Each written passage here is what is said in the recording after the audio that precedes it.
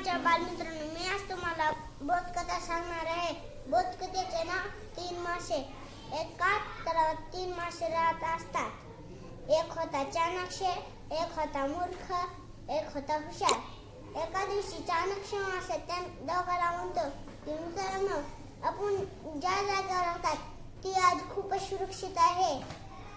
पण एका दिवशी आपल्या इथे एका दिवशी मच्छीमार येते, ते आपल्याला पकडून नेते.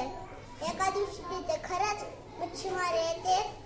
मग ते चाणक्य मासा खतऱ्याची चाहूल लागतेच तिथून निघतो.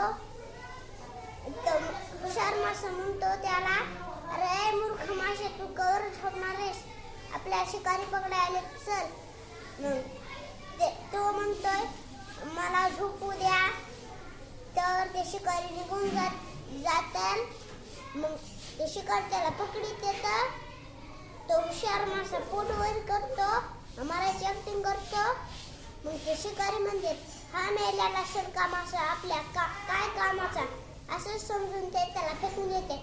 ही संधी मिळताच तो खूप दूर उडून जातो. मग तो मूर्ख माशाची शिकारी पकडीत.